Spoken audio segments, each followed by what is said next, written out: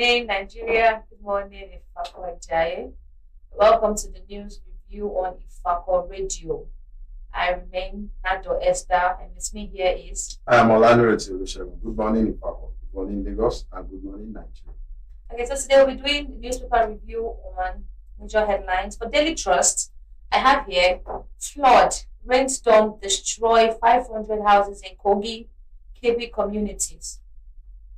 Let me read what they have. It said severe flooding and rainstorms have wreaked havoc across communities in Kogi and KB states, leaving over 500 houses destroyed, displacing scores of families and causing extensive damage to properties and livestock. I can imagine how they would have felt, because for them to have this kind of flooding, maybe they don't have enough a good drainage system. Because this rain these days, it seems we've entered into rainy season, and many people will be affected with flood, the rainstorm. It's going to really affect a lot of people. Yes, I think proud to now, a lot of places, states have been identified as flood-prone areas. And it is only necessary that we get prepared for such a situation. Talking about the drainage system, yes, that is where individuals also need to play a role. As a matter of fact, even in Lagos, it will surprise you that there are streets without drainage. And I don't think it is at all times that we have to wait for the government. As a community, we also have our own social responsibilities. It won't be a bad idea if in front of your own house you decide to put a drainage there. It is for your own betterment. Another person will also do, and gradually we keep on developing our community. But this flood we are talking about, it is even far beyond the drainage system. The government need to sit up and see how they can avert unnecessary damage to lives and properties. But even with this drainage, let me see, if we're looking at drainage, if we look at, let's see, drainage as a cause of the flood, even we Nigerians, we don't even help each other. Everybody throw their debts on the road, it goes into the gutter, blocking the gutters from absorbing the water. So when there's not heavy rainfall, the gutters are blocked. Yes, it fights back. It is the harm we are doing to ourselves indirectly. And I think it is a hard way to learn, and we should do away with such habits. And I'll also be moving with the Punch newspaper. A similar story we have there, July flood alert. So this is like a red alert. July flood alert. 20 states at risk despite 620 billion intervention. That is telling us that despite the role of government, despite the intervention, yes, human factor will come in the area of management of the situation. Is there efficiency and what have you? But what we are saying here, in essence, is that people really need to get things right and do what is right at all times. So the story says, let me quickly read. It says, pardon me, please. Yes, the Nigerian Meteorological Agency has issued a flood alert for the month of July, warning that states including Sokoto, Lagos, I mentioned Lagos earlier, Edo, Benue, and 16 others are at risk of experiencing flash floods. This came as the African Environmental Health Organization climate change adaptation researchers and members of the Nigerian Institute of Town Planners, among others, lambasted state governments following the recent devastating floods that ravaged several states, calling for an intense scrutiny over the management of ecological funds allocated to affected regions. Yes, from this headline, about 620 billion has been provided as an intervention fund. But that is where human factor also comes in. This is an ecological fund. What has a government done about it? Those saddled with such responsibilities, you can't get that old song and siphon it at the expense of the victims. So things they ought to do is to ensure they get they put plans in place before the flood will come. What are the things we can do to avert the flood? If it is a better drainage system, if it is a channeling of a flooded area to another, they just have to do what is right. We have areas where they have rivers. We have riverine areas already, and when there is a flood like this, it's try to increase the damage that this will do on the victim. So I want to charge the state governments that have been given this grace of ecological fund to do what is right with it. From what we have there, Lagos is one, Edo is one, Benue is one, Sokoto is one, and 16 other states. But I hope they rise up to Can this even occasion. help with providing good roads. Some roads are very, very bad, which is what is leading the flood. Yes. So there was a time there was on the news that I heard that the president went to a particular state and got stuck on the road due to flood. So if they can help with good roads, it will also assist. So when we don't have a good network of road, it affects everybody, irrespective of your class. It is not at all times you have to fly. Exactly. Okay, on the Punch newspaper, we have here, police snapped 2 over motorcycle theft in Gombe, recovers 3. He said the Gombe State Police Command has arrested 2 suspects in connection with the motorcycle theft syndicate operation across state lines and recovered 3 stolen vehicles, motorcycles in separate operations with Akko local government area. This the police actually got the people that stole motorcycles in Gombe. At least we're happy they were able to get them. They were able to recover 3. The highway snatchers. How they were able to steal those people that stole the motorcycles. But how would they still start stealing motorcycles then? And a few people won't be able to catch them. It happens everywhere, and we are just calling on God to change the minds of these evil perpetrators. It is not a good thing why someone will be going on with his own daily business or activities, and you have to waylay that person, Sure. dispossess them of their hard-earned possessions. It is a serious negative signal, even to the outside world, and we have to commend the police too for also doing well on this one. And yes, that is what is expected of them, to know that they will say every day for the thief, one day for the owner. That is the situation with this, because I want to believe it won't be their first, but it's just dawned on them. That was a water, and I hope others will learn from this and also dissuade from such. Yes, I will also be taking the Punch newspaper, and the headline says U.S. Embassy begins screening Nigerian students' social media accounts. U.S. Embassy begins screening Nigerian students' social media accounts. Won't even wonder what does U.S. Embassy has to do with students' social media accounts, but it has to do so much because of the negativity in the air. And the content says that the United States mission in Nigeria has announced that all applicants for FM and J non-immigrant visas must now adjust their social media accounts' privacy settings to public. So for all of you out there that you won't allow us to see your profile due to settings, what the U.S. Embassy is saying is that if you have to approach them, you have to readjust so that everybody can view and assess. They want to see what are those things everyone have been involved in one way or the other, your social life, your activities. And for those that even deleted posts, 5-10 years post, they are going to retrieve it. So that is also telling us that we need to be careful what we post on social media, because this will play either this role or that role. And reading further, it says FM and J visas are non-immigrant visa categorized, issued by the U.S. government for individuals coming to the country for educational and exchange purposes. The mission stated that applicants in those categories must now set their personal social media profiles to public as part of a new visa requirement. That's how they'll be able to get. Mostly it will affect those people that are into international stuff. Sure. It will mostly affect them. Because of their flamboyant and extravagant way of life. Exactly. If they want to get to America, even if they go to delete, you know now, technology. Technology will really good. Yeah. That's one thing with phones. No matter how bad you do it, once you take it to maybe an engineer, all your previous files will retrieve. come back. That's one thing people don't know about. I was watching a particular video where somebody reached out to, from the north, reached out to VDM, and today she was crying that I know the picture is out there on social media. And I was wondering, why will anyone record this social or note in the first place?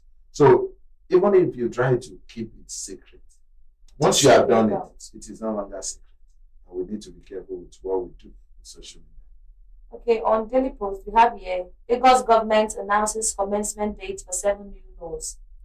The Lagos State government has announced the official commencement date for seven recently enacted laws signed by Governor Babajide Sanwo-Olu aimed at bolstering public safety, governance, and institutional development across the states. The announcement was contained in a statement issued by the Ministry of Justice and signed by the Director of Public Affairs, Mrs. Grace Allo. This one seems it's just like said five took effect on February Okay. 19, while the remaining two will come into force on August. Well, we should have the idea of what the laws are all about.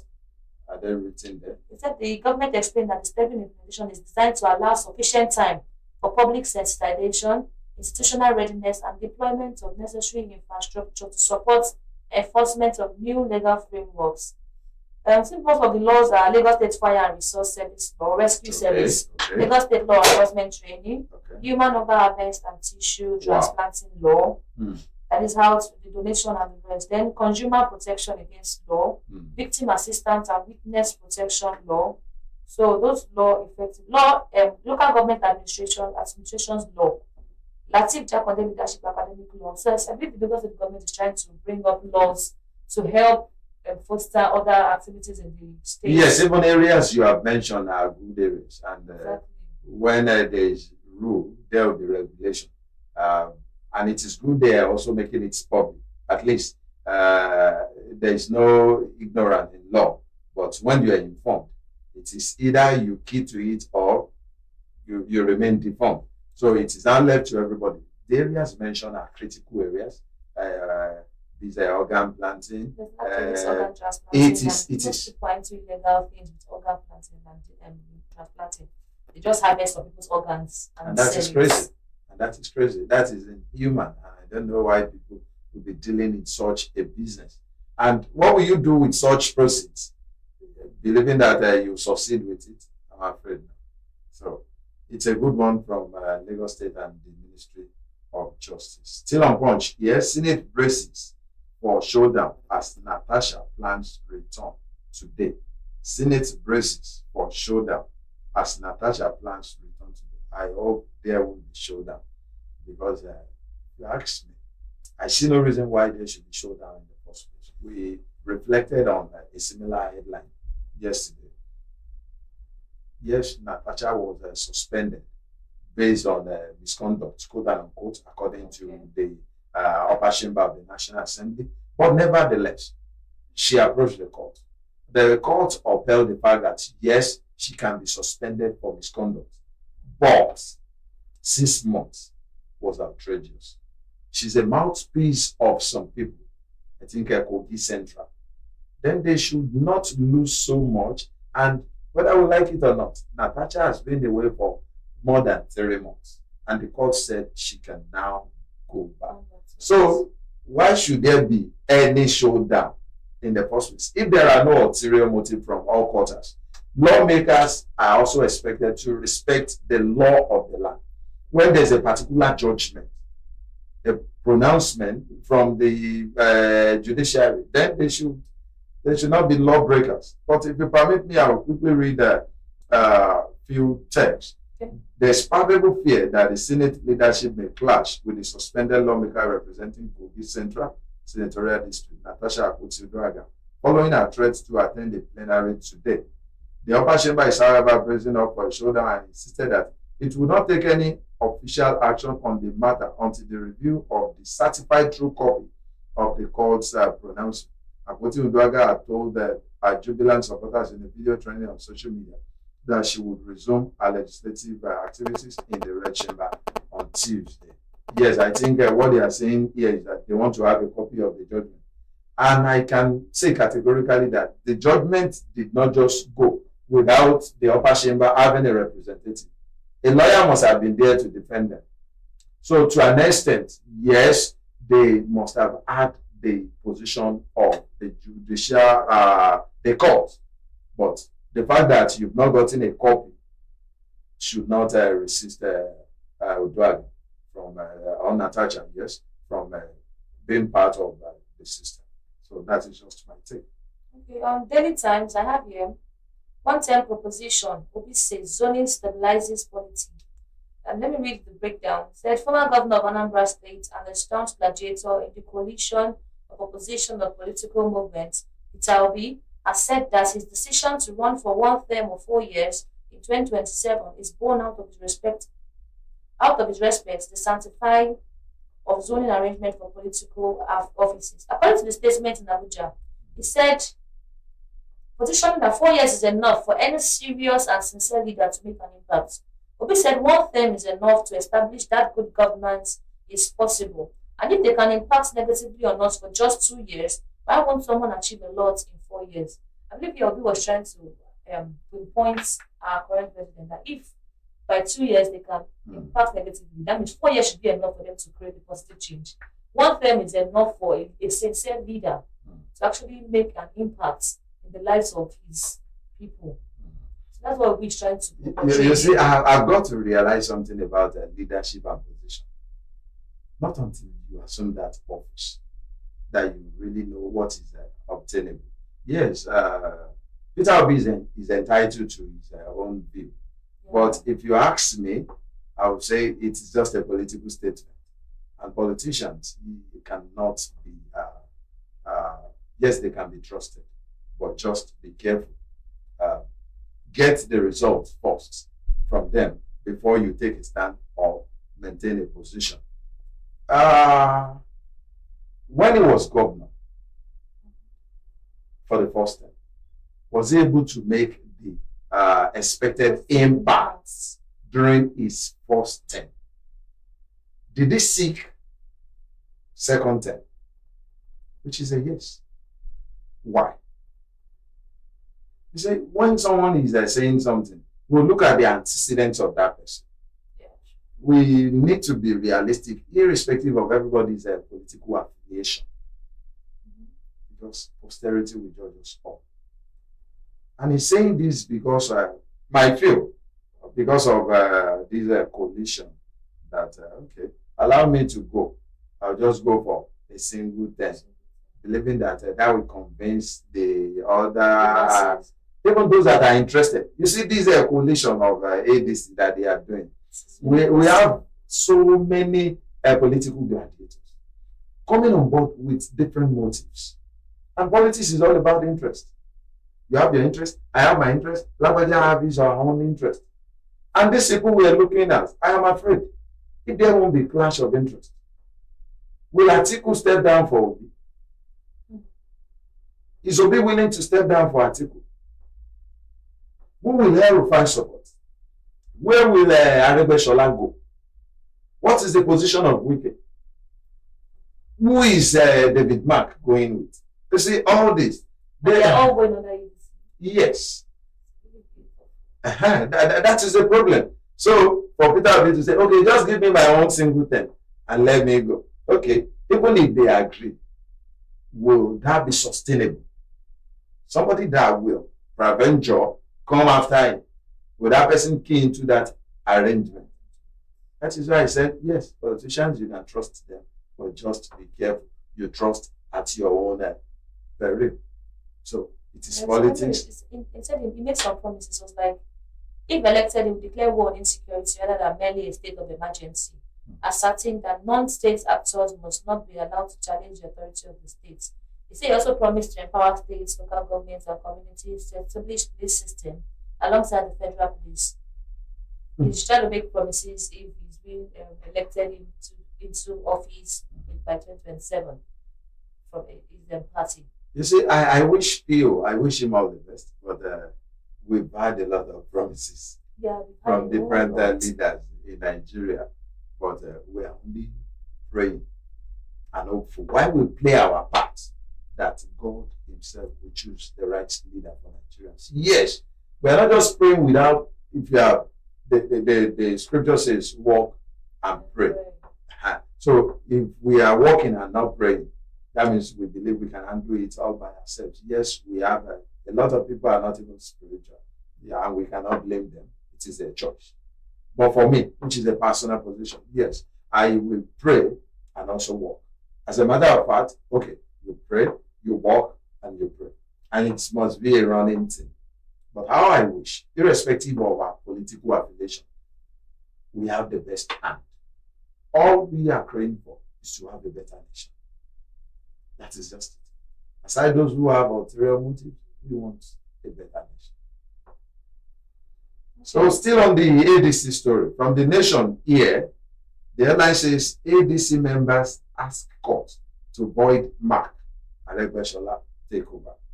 ADC members ask court to void Mark Aregbesola takeover. And the story says 3 members of the African Democratic Congress, ADC, have filed a suit at the Federal High Court in Abuja to challenge the interim leadership of former Senate President David Mark and others. The party's national chairman, Ralph Nwosu, resigned to pave the way for the one-time Senate President, former Interior Minister Ralph Aregbesola as National Secretary, and former Sports Minister Bolaji Abdullahi as National Publicity Secretary, all of them on interim capacity. You see what we're talking about? I hope this will not be a dead on arrival. They've not even started. They're having litigation. We shouldn't be. For anybody that is progressive or anything that is progressive, there must be a way to reconcile whatever differences they have. But this one, I'm afraid. So 3 members already approached the Federal High Court in Abuja that we don't want the big man, we don't want Arebe. While the national chairman, Rafu, was already resigned, and his resignation was based on the fact that, okay, we want to pave way for these new sets of people, because when you believe in team spirit, as a matter of fact, politics is not something you can do on your own. On your own, yes, you may go far, but when you have a team, you'll go fast. I think that is what they're trying to do here. And politics, I want to believe, is a game of fastness. The Yorubas will say, "Eni yara lobungwe." It is the fastest person that the God of Thunder will pitch tents with. So I think they need to watch all these shenanigans. And mind you, these people are just coming in as interim. I want to believe they will still hold their own party congress, and leaders will be elected or selected or via consensus. So may God help Nigeria. Okay, lastly, on my side, for Daily Trust, said, from NDDC, we are committed to fast-tracking development in oil-producing states. NDDC, that's National Niger Delta Development Commission, said they have reaffirmed its commitment to accelerating meaningful development across oil-producing states in Niger Delta region. Let me read. He said, so development challenges facing the Niger Delta, our mandate is to ensure the region becomes economically prosperous, socially stable, ecologically regenerative, and politically peaceful, he said. I believe now, if they're trying to make sure that all oil-producing states are being they are fast-tracked and their development to really help Nigeria, to really help boost our economy. Because we really have a whole lot of oil-producing states, but they don't have just the machineries to continue or to implement. So if they are ready to help those oil-producing states, to really help boost our economy. Yes, I strongly agree with you. They said to whom much is given, much more is expected. As a matter of fact, the oil-producing states ought to have gone far beyond their present situation. It is a big slap on them that they are still very backward. Very backward. The government needs to look into this critically. Now that NDDC is also coming up, and it is one of the essence of creating those starters, they just have to do what they have to do. And those are the aims of affairs too. Because sometimes they look inward. They bring somebody to head such a starter from the region or from these oil-producing states. Are they also doing diligence with whatever they get? Because what we're talking about is a little to the right and a bit to the left. Everyone is expected to be upright. Deliver on the yarning. Let there be development. When there's development, there will be peace. The issue of insecurity will be a thing of the past. You know what ignited or brought about the issue of the Niger militants, the militia back then? It is as a result of wanting to stand up to protect their own community, saying that you are not treating us well. We're giving this to you, you should also give us back. But when both parties do the needful, at least Nigeria will be at peace and the people will be living well. I hope they get this right. And finally from here too, the airline says from the nation, how we are using cash from subsidy removal by Tinubu. How we are using cash from subsidy removal. I have two riders that says the infrastructure, human capital getting attention, one, and the other rider says Akpabio Abbas, shunning audit queries, summons affront to democracy. Those questioning the usage of the funds accruing to the government from the removal of petrol subsidy got an answer yesterday. That was Monday. The money is being used for the development of infrastructure and building of human capital. The federal, maybe I should ask you why you smile. I smiled too. I couldn't hold it back. Let's look at the infrastructure there. Which part of infrastructure? Continue now.